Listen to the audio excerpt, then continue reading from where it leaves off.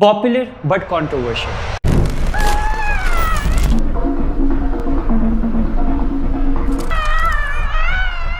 आज हम एक ऐसे गुरुजी की बात करने वाले हैं जिन्होंने अमेरिका तक हलचल मचा दी है अपनी टीचिंग से।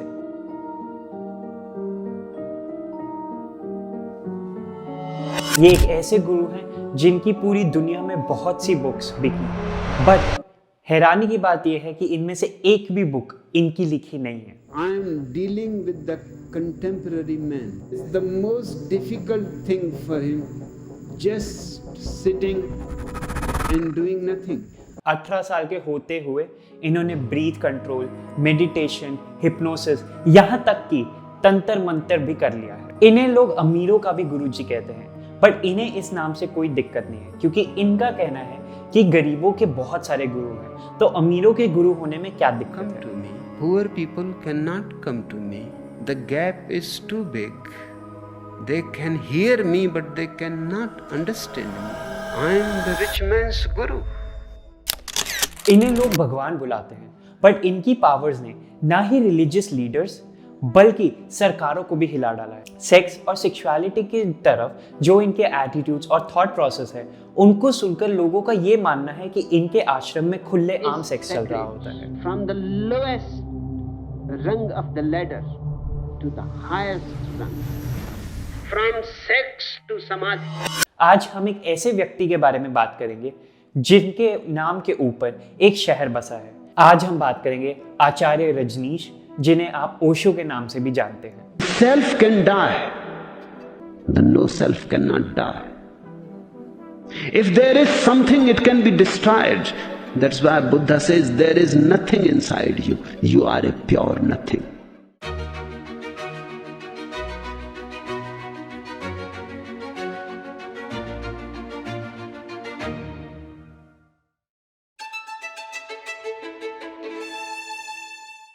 दिसंबर 1931 को जब रजनीश पैदा हुए तो उनका बचपन में नाम रखा गया चंद्र मोहन जैन। आमतौर पर हिंदू फैमिलीज में जब भी कोई नया बच्चा पैदा होता है तो उनकी जन्म कुंडली बनाई जाती है, और इनकी जन्म कुंडली में ये बताया गया था कि जब तक ये 21 साल तक नहीं हो जाते तब तक हर 7 साल के बाद इनके ऊपर मृत्यु योग रहेगा। इसका मतलब जब वो 7 और 14 साल के होंगे तब उनके मृत्यु होने के चांसेस बहुत ज़्यादा हाई हैं, और अगर ये 21 साल तक सरवाइव कर पाते हैं तो ये बहुत बड़े संत महात्मा बन सकते हैं। ये बात उनको भी पता चली, और जैसे ही उन्हें पता चली क्या ये सच है या नहीं, ये जानने के लिए वो 14 साल की उम्र में कुछ दिन के लिए मंदिर में जाकर मरने का वेट करने लग गए। इनका ज़्यादातर बचपन ग्रैंड पेरेंट्स के साथ ही बीता है और इन्हें पूरी छूट दी गई थी एक्सप्लोर करने की। बचपन से he had a knack for reading. उनको पढ़ने का बहुत शौक था और इसी के कारण उनकी रीजनिंग और एनालिटिकल स्किल्स बहुत जल्दी डेवलप हो गई और बहुत स्ट्रांगली डेवलप हो गई। अब वो पुराने ट्रेडिशंस और कल्चरल प्रैक्टिसेस को बदलने की भी बात करते थे। ना ही बात करते थे बट वो उसके पीछे एक लॉजिक भी देते थे। जितनी भी पुरानी प्रथाएं हैं उनको एज इट इज़ फॉलो ना करने को भी कहते थे, और वो सती के एकदम सख्त खिलाफ थे और उनके बारे में भी बहुत बोला। 18 साल तक होते होते उन्होंने हिप्नोसिस, ब्रेथ कंट्रोल, मेडिटेशन और यहाँ तक कि तंत्र मंत्र तक सब कर लिया। अपनी कॉन्शियसनेस यानी चेतना को भी एक्सपैंड करने लग गए। अब उनका फिलॉसफी पढ़ना शुरू हो गया था। 19 साल की उम्र में रजनीश ने जबलपुर के हितकारी कॉलेज में अपनी पढ़ाई शुरू की।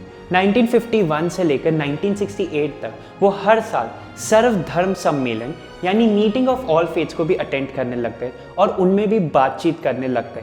ये एक ऐसी मीट थी जहाँ पे अलग अलग रिलीजन के बड़े बड़े दिग्गज भी आते थे। एक ऐसी मान्यता है कि इनका पीपल के पेड़ से बहुत स्पेशल कनेक्शन था और इन्हें उसी के नीचे इनलाइटनमेंट मिली थी 21 साल की उम्र में। अगर आप एक पैटर्न नोटिस करोगे तो ज़्यादातर जितने भी संत महात्मा लोग हैं उन्हें पेड़ के नीचे ही एनलाइटमेंट मिलती थी, जैसे कि गौतम बुद्धा। जितने भी संत साधु थे वो पेड़ के नीचे ही मेडिटेशन और अपनी सिद्धियां प्राप्त करते थे। बहुत ही यंग उम्र में इन्हें सिद्धियां प्राप्त होने लग गई, और सिद्धि प्राप्त करना भी एक इजी टास्क नहीं है। लोग सालों सालों बिता देते हैं सिद्धि प्राप्त करने के लिए और उसकी तपस्या में। आचार्य रजनीश को फिलॉसफी बहुत ज़्यादा पसंद थी। 1955 में इन्होंने डीएन जैन कॉलेज से बीए किया और फिर 1957 में यूनिवर्सिटी ऑफ सागर से फिलॉसफी में ही एमए कर डाली। अब 1958 में इन्हें जबलपुर यूनिवर्सिटी में लेक्चरार की जॉब मिली और 1960 में इनका प्रमोशन हो गया और ये बन गए प्रोफेसर। इनका जो नाम पड़ा है आचार्य रजनीश, ये इनके पढ़ाने के शौक से ही मिला है। आचार्य का मतलब होता है टीचर, गुरु या फिर प्रोफेसर। बट इनके पढ़ाने का सिलसिला लंबा नहीं चल पाया, क्योंकि इतना पढ़ने के बाद ये हर बात पर डिबेट करने लगते और सीनियर टीचर्स को ये पसंद नहीं था। शायद इसलिए क्योंकि आधे से ज़्यादा बार सीनियर टीचर्स को क्या जवाब देना है ये उन्हें नहीं पता था। पढ़ाने का इनको इतना ज़्यादा शौक था कि वो पूरे देश में घूम घूम कर पढ़ाने लग गए। बट दिक्कत यहाँ आती है कि वो अपनी सेक्स की फिलॉसफी भी खुले आम डिस्कस करते थे। अब एक ऐसा देश जहाँ पे सेक्स वर्ड का यूज ही एक टैबू माना जाता है। लाइफ लॉन्ग एजुकेशन दे रही हूँ, ले ले। सेक्स तो बोलना नहीं चाहता आपसे, खाक एजुकेशन दोगे आप? वहाँ पे अगर लोग खुले में सेक्स की बात करें तो ऑब्वियसली बहुत से लोगों को दिक्कतें होंगी, और यही हुआ ओशो के साथ। क्या आपको पता है इंडिया को लैंड ऑफ कामा सूत्र भी कहते हैं, बट सेक्स तो कामा सूत्र ग्रंथ का एक छोटा सा हिस्सा ही है। मैंने इसके ऊपर एक बहुत सी डिटेल्ड वीडियो बनाई है कि एक्चुअली कामा सूत्र है क्या।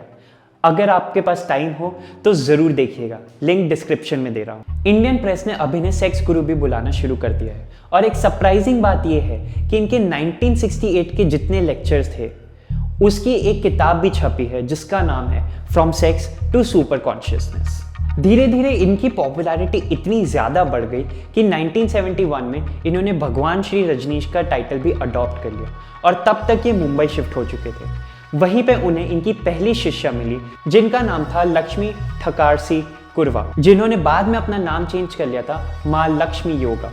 फिर 1974 में वो पुणे शिफ्ट हो गए जहाँ पे उन्होंने एक आश्रम खोला, और इस आश्रम में सेक्सुअल एनर्जी को बहुत ज़्यादा प्रमोट किया जाता था। और जैसे जैसे ये खबर बाहर निकलने लग गई वैसे ही इन्वेस्टिगेशन शुरू होने लग गई। अब इनके आश्रम में फॉरेन टूरिस्ट भी आने लग गए, और जैसे जैसे इनकी पॉपुलैरिटी बढ़ती गई और रिलीजियस लीडर्स भी इनके पीछे पड़ गए, क्योंकि उनको इनमें एक थ्रेट नज़र आने लग गया था। अब इनके आश्रम में आने वाले श्रद्धाओं की संख्या 30,000 से ज़्यादा होने लग गई। उस समय के एक बहुत ही फेमस एक्टर थे विनोद खन्ना, जो इस आश्रम के फॉलोअर बन गए। और जैसे जैसे लोगों को पता चला कि विनोद खन्ना इस आश्रम को फॉलो करते हैं, वैसे वैसे संख्या और बढ़ने लग गई और लोग और क्यूरियस होने लग गए। रजनीश को अपने प्रवचन देते देते 15 साल से भी ज़्यादा हो चुके थे, और इसी टाइम पे एक बहुत ही शॉकिंग खबर आई। उन्होंने अप्रैल 10 को 3.5 साल का एक पब्लिक साइलेंस यानी मौन व्रत धारण कर लिया। ऑलमोस्ट इसी टाइम पर रजनीश की लाइफ में एक ऐसी औरत आई जिन्हें लोग रजनीश की पॉपुलैरिटी और वहां से सीधा नीचे गिरने का क्रेडिट देते हैं। ये थी मां आनंदशीला। इन्होंने ओशो के अमेरिका जाने का प्लान बनाया। इन्होंने अपने हस्बैंड के साथ मिलकर अमेरिका में एक प्रॉपर्टी ली जो कि थी 260 स्क्वायर किलोमीटर की। एकड़ में बात करूं तो दिस इज अप्रॉक्सीमेटली 64,247 एकड़। एक पूरा शहर बसाने का उनका ये प्लान था। इस शहर का नाम रखा गया रजनीशपुरम। शहर को बसाना एक बहुत ही मुश्किल काम है, बट रजनीश के लिए ये काम नहीं था इतना मुश्किल। उनके फॉलोअर्स हर एक प्रोफेशन के थे, architects, engineers, doctors, plumbers, electrician. तो रजनीशपुरम का सेटअप करने में उनको कोई दिक्कत नहीं हुई। बट अब तक आसपास की जगहों में रजनीशपुरम के अगेंस्ट बहुत सारी वॉइसेस जागने लग गए। अपनी पोजीशन को स्ट्रॉन्ग करने के लिए वो आसपास के एरिया से भी लोगों को बुलाकर अपने रजनीशपुरम में सेटल करवाने लग गए। ऐसा माना जाता है कि ज़्यादातर लोग होमलेस थे जो मुफ्त घर के लालच में इस शहर में बस गए। ऐसा भी माना जाता है कि इनमें से बहुत से लोग मेंटली अनस्टेबल भी थे। जैसे जैसे अनरेस्ट बढ़ता रहा, एक वोटिंग होने लग गई कि रजनीशपुरम को बंद किया जाए, और यहाँ पे बहुत बड़ी कॉन्स्पिरेसी भी हुई। अपेरेंटली ऐसा माना जाता है कि आनंदशीला ने मास पॉइजनिंग की थी ताकि रजनीशपुरम के अगेंस्ट वोट को रोका जा सके। 10 सैलेड बार्स में पॉइजनिंग करवा के 750 लोगों को हॉस्पिटलाइज करवा दिया गया। हालांकि किसी की भी डेथ नहीं हो पाई। अब रजनीश के अगेंस्ट लोगों में रोष और बढ़ने लगा। बड़े बड़े कैंपेन्स चलने लग गए। Immigration and Naturalization Service, Federal Bureau of Investigation, Treasury Department, Alcohol, Tobacco and Firearm Agency जैसी कई सरकारी एजेंसी इन्वेस्टिगेशन में लग गई। ओशो के अगेंस्ट बहुत से केसेस भी फाइल हुए। इसी दौरान उनके बहुत से फॉलोअर्स और एड्स भी वहां से भाग गए। 1985 में Rajneesh pleaded to immigration fraud और उन्हें अमेरिका से डिपोर्ट कर दिया गया। करीब 21 देशों ने उन्हें अपने देश में एंट्री से मना कर दिया गया और आखिरकार वो पुणे में वापस आ गए।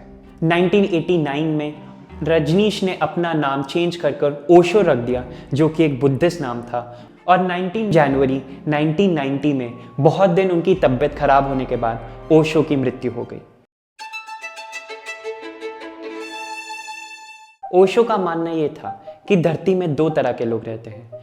एक वो लोग जो हमेशा सोचते हैं कि लाइफ के हर एक मोड़ पर मरने का रिस्क है, इसीलिए कुछ काम करो, और दूसरे वो लोग जो इस फैक्ट से अनजान हैं कि मौत कभी भी आ सकती है और इसीलिए उनके कल पे छोड़े गए सपने, आकांक्षाएं, महत्वाकांक्षाएं बस सपना बनकर ही रह सकती हैं। ओशो का मानना था कि मेडिटेशन एक बहुत ही सिंपल प्रोसेस है और इसे कॉम्प्लिकेट करने की कोई ज़रूरत नहीं है।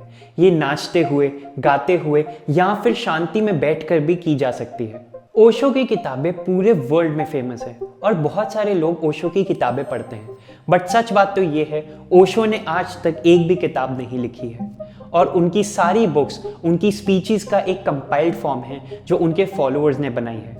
बट फिर भी इन्हें बुक मैन भी कहा जाता है क्योंकि इन्हें पढ़ने का बहुत शौक था। ऐसा माना जाता है कि वो चाहे जितने मर्जी बिजी हो, वो हमेशा बुक पढ़ते ही पढ़ते थे, और फैक्ट तो ये है कि उन्होंने 1 लाख से भी ज़्यादा बुक्स पढ़ी हुई है। अब वी स्टूडेंट्स कैन रिलेट कि जब भी हम बुक पढ़ते हैं या तो हम हाईलाइट करते हैं या कलर करते हैं, बट ओशो ने ऐसा कभी नहीं किया और उनकी सारी बुक्स एकदम नीट और क्लीन रहती थी। इन्हें लोग अमीरों का गुरुजी भी कहते थे और जब इनसे कहा जाता था कि आप गरीबों के गुरुजी क्यों नहीं हैं, तो ये कहते थे कि गरीबों के तो बहुत गुरुजी हैं, अगर हम अमीरों के गुरु बन जाएं तो इसमें क्या दिक्कत है। उनके पास 93 की रोल्स रॉयस भी थी।